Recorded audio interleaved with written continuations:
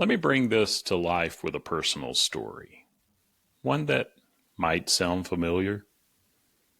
There's a part of me I've come to know well, the achiever. It's not just driven and responsible, it's deeply afraid. Afraid that if I slip up even once, I'll lose everything I've worked for. That I'll be exposed as someone who doesn't really belong. This part of me holds a fear that's rooted in where I come from, Southern Appalachia, here in the U.S. A place I'm grateful for and also worked hard to leave. The achiever believes that if I fail, I'll end up back there, not just geographically, but emotionally, socially, even spiritually. Back in a life where dreams weren't safe and survival meant keeping your head down.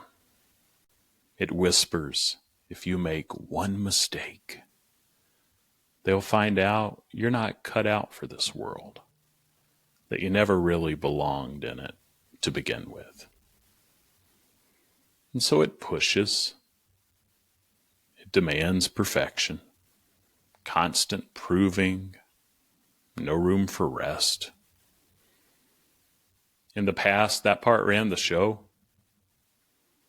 And when I couldn't keep up, when exhaustion hit, another part would collapse. I'd feel overwhelmed and shut down. Then, almost immediately, another part would pounce. The critic. You're lazy. You should be doing better. What's wrong with you?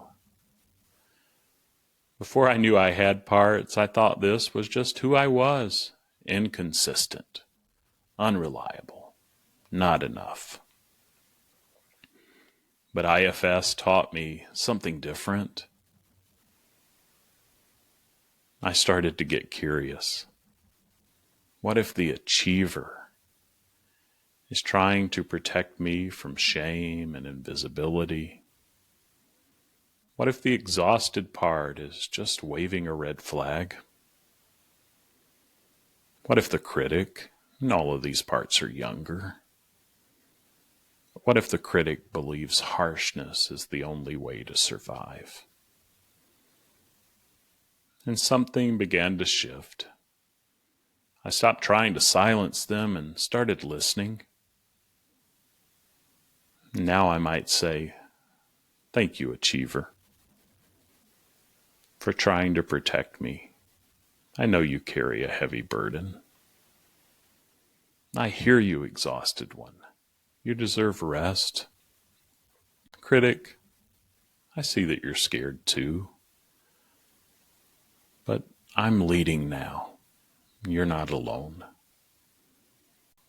And they continue to trust me. They continue to soften. And they trust that they don't need to push so hard because they know we're in this together. They're not alone. This isn't a one-time fix. These parts still show up, but now we're in relationship, and I'm leading with care. And that's what we're trying to do here with this IFS stuff. So many of us walk through life feeling like we're too much or not enough. We try to push away our pain, control our behaviors, or silence the parts we don't like. And these are actually those firefighters that are reacting to keep us safe because they don't know who we are today. And what if our parts don't need to be controlled? What if they just need connection? That's what IFS invites us into, not perfection, but presence. A practice of listening inward instead of managing. That's what IFS invites us into, not perfection, but presence.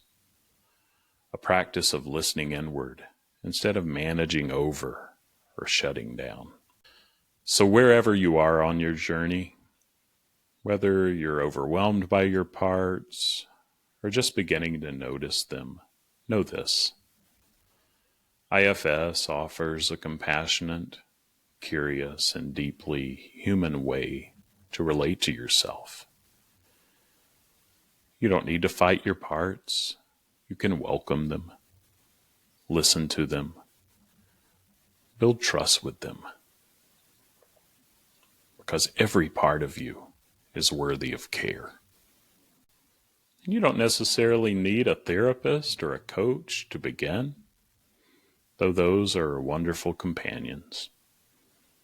You can begin right here, right now, with one breath, one pause, one moment of noticing. And if you'd like support along the way, I invite you to the Faithfully Growing community. This is where I share my own parts work, lead weekly sessions, answer your questions, and offer meditations and resources. And I'd love to have you join. You can learn more and check it out and join if it feels right at exploreifs.com. But before we close, take a moment right now to breathe.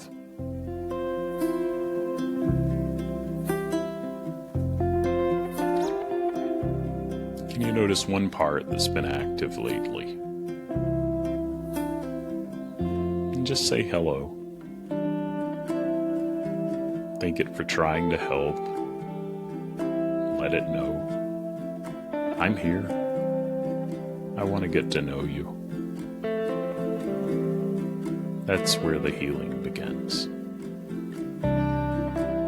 Thanks for being here. Keep showing up with compassion. All parts are welcome.